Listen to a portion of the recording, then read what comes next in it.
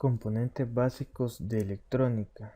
El primer componente, la resistencia eléctrica. Este es un elemento que se opone al flujo de la corriente. Y tenemos lo que es una resistencia fija, que es esa de acá con sus símbolos. Y también lo tenemos como resistencia variable o potenciómetro y sus símbolos. Tiene las aplicaciones como limitar la corriente, resistencia de serie y paralelo, divisor de tensión y corriente. Tenemos resistencia pull-up y pull-down. También tenemos el diodo. Este es un componente electrónico semiconductor de dos terminales que permite la circulación de la corriente eléctrica a través de él en un solo sentido. Y tenemos lo que es un diodo. Tenemos la parte positiva que se llama ánodo y la parte negativa que se llama el cátodo. Y la circulación de corriente va a ser de positivo a negativo. Y para que esto sea posible tenemos lo que son las polarizaciones. Tenemos aquí una pila donde tenemos positivo, tenemos el positivo del diodo y la parte de la rayita es la negativa. Entonces esto se le llama, donde tenemos positivo de la fuente y positivo del diodo, polarización directa, y aquí sí fluye corriente. Y aquí tenemos lo que es la polarización inversa, donde tenemos positivo de la fuente y negativo del diodo, y aquí no conduce y no hay corriente. Y aquí podemos ver el diodo usándolo como rectificador, donde tenemos que va a funcionar en la parte donde se encuentra el positivo de la fuente y positivo del diodo, y vamos a tener lo que es una corriente de C pulsante, que sería esta de acá. Tenemos aplicaciones como rectificador de media onda y onda completa, duplicador de tensión, estabilizador Zener, LED, multiplicador de tensión, divisor de tensión y también como protección. También tenemos lo que es un puente rectificador, que es un circuito rectificador de onda completa. El puente de diodos requiere de 4 diodos rectificadores o diodos de potencia conectados en serie de forma de puente. Y aquí tenemos lo que es un ejemplo de puente rectificador, y esto sería su símbolo, donde tenemos la entrada alterna y la salida DC o corriente continua.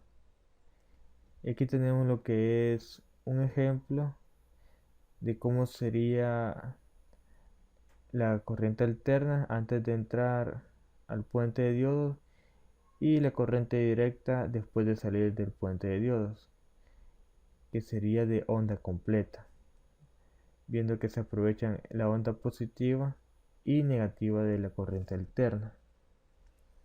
Tenemos lo que es el diodo LED, que es un diodo que al ser atravesado por la corriente eléctrica emite luz.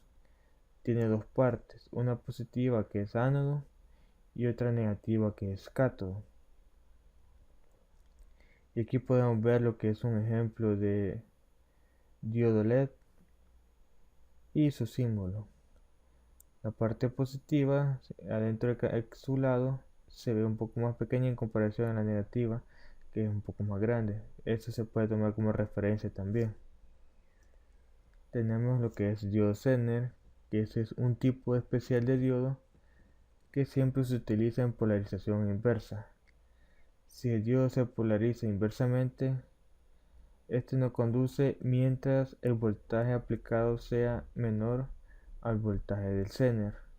Una vez que este voltaje sea alcanzado, una corriente fluye de cátodo a ánodo y se mantiene entre sus terminales un voltaje Zener. Aquí tenemos lo que es un diodo Zener polarizado inversamente, como se dijo anteriormente, y donde tenemos positivo de la fuente y negativo del Zener, y esta es la resistencia limitadora. Entonces en este ejemplo tenemos lo que es un Zener de 5 voltios, como dice que él necesita por lo menos ese voltaje para comenzar a conducir.